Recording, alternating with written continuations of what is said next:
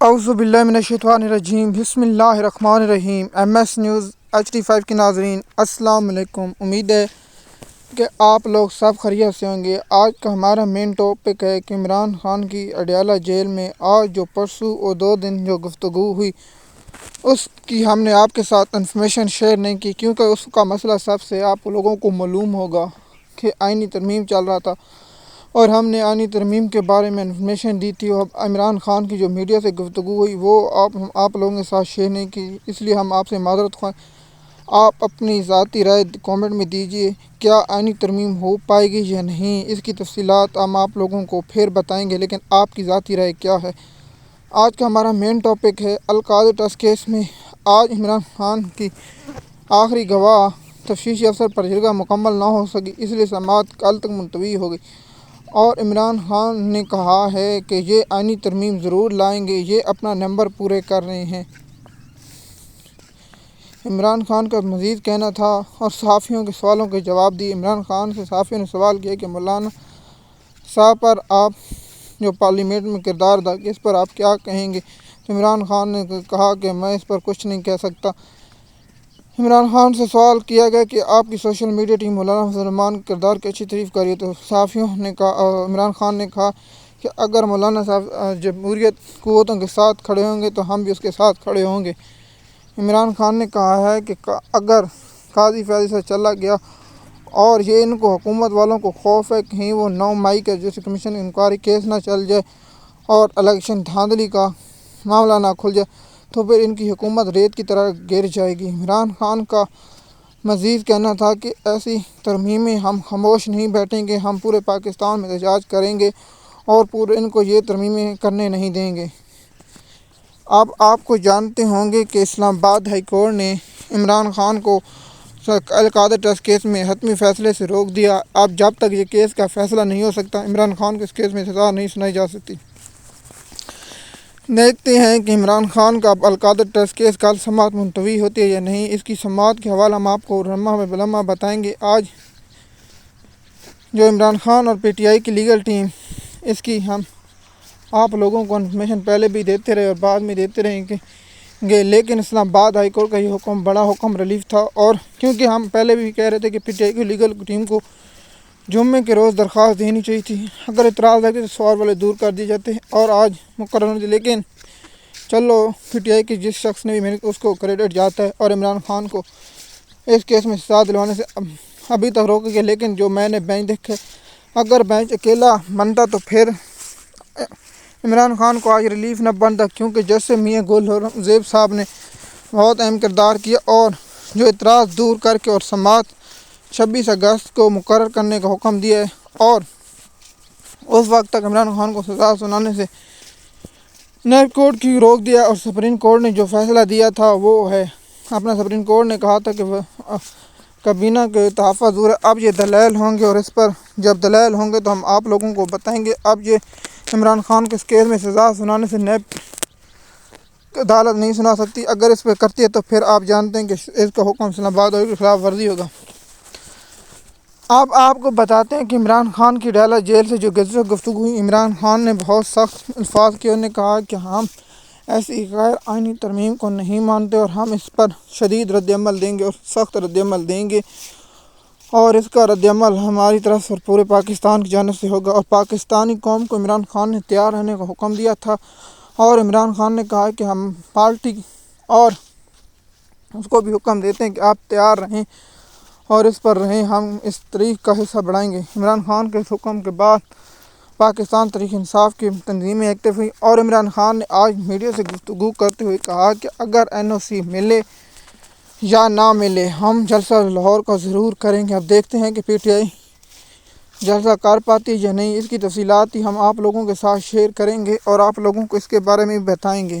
اب عمران خان کی میڈیا سے گفتگو اور عمران خان کے جو انٹرنیشنل انٹرویو آ رہے ہیں، اب یہ حکومت کو بہت بڑی دھچک ہے کہ اس لیے عمران خان کو جیل میں بہت سختیاں کی گئیں، اس کے باوجود عمران خان اگلے دن ہی انٹرویو، اور عمران خان کو انٹرویو کی سیریز بہت جاری ہو چکی ہے، اس لیے ہم لوگوں نے آپ لوگوں کو بتایا کہ عمران خان کے جو انٹرویو ہیں وہ بہت دلچسپ ہے، آپ کو چاہیے کہ وہ انٹرویو پڑھنے اور اسٹڈی کرنی چاہیے۔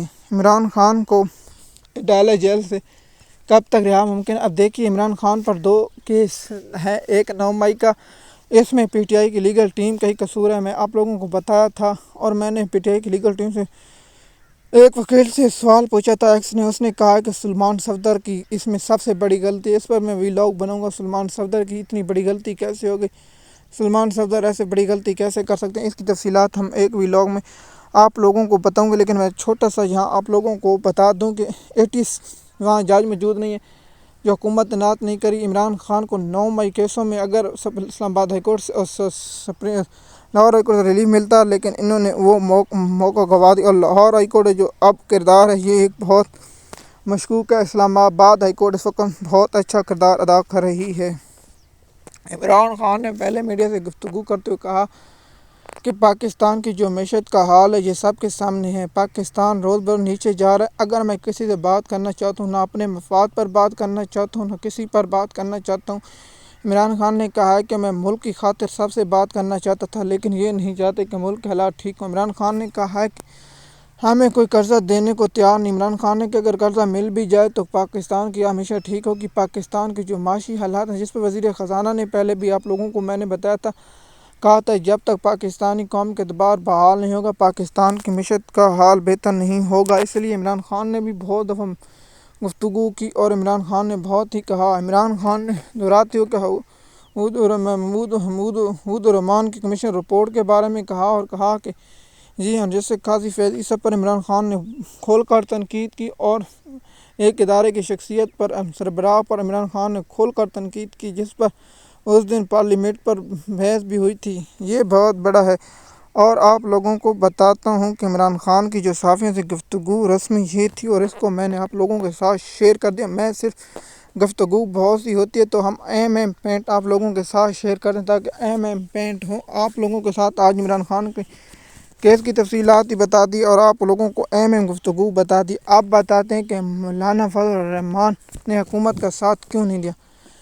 دیکھیے، آپ مولانا فضل الرحمان کو بھی معلوم ہوگا کہ مولانا فضل الرحمان کی سوشل میڈیا ٹیم دیکھ رہی ہوگی کہ پاکستانی قوم کی طرف سے کیا رسپانس مولانا فضل الرحمان کو مل رہا ہے، اور مولانا فضل الرحمان کی طرف پاکستانی قوم کے کیا جذبات تھے، اور پہلے کیا جذبات تھے مولانا فضل الرحمان کو۔ اب دیکھیے کہ اگر پی ٹی ایم کا سربراہ تھا تو مولانا کی اوقات میں صرف گراف 10% تھا، اور گر کر 2 پر آ گیا۔ اب مولانا فضل الرحمان کا گراف ہوگا تو کم سے کم 15 اور 20 گراف ہوگا۔ مثال کے طور پر مولانا فضل الرحمان اگر سے کنٹینیوز رکھتے ہیں تو مولانا کے لیے یہ بہت اچھا ہوگا۔ اگر مولانا میری ذاتی ہے حکومت کا ساتھ دے تاکہ مولانا کا گراف نیچے، اگر مولانا حکومت دیتا تو مولانا کا 20.9 ہو جائے گا، اور مولانا کی پارٹی ختم ہو جائے گی۔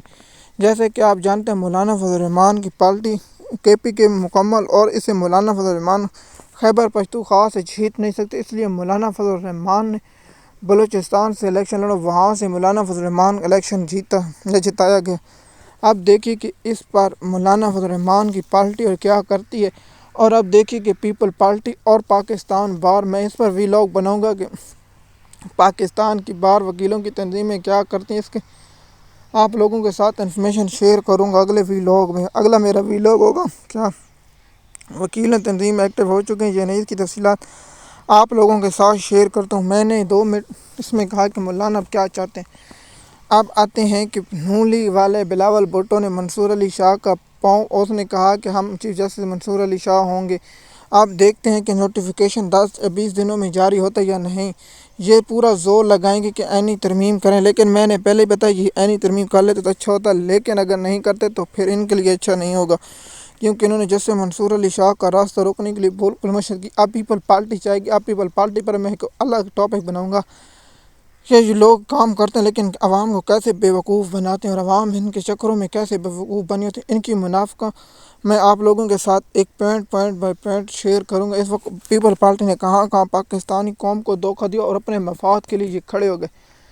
آپ لوگوں کو میں ان لوگوں کی تفصیلات بتاؤں گا اور ان کے مفاد کیا ہیں۔ یہ پاکستان کے مفاد کے لیے، اپنے مفاد کے لیے لڑتے ہیں۔ پیپل پارٹی وہ اب جماعت نہیں رہی جو پہلے ہوا کرتی تھی۔ زرداری کا اپنا مفاد ہے، اور زرداری اپنے مفاد کو قوم کے مفاد سے ترجیح نہیں دیتا۔ اس لیے آپ لوگوں سے گزارش ہے کہ پیپل پارٹی کے منافقین سے بچ کے رہیں۔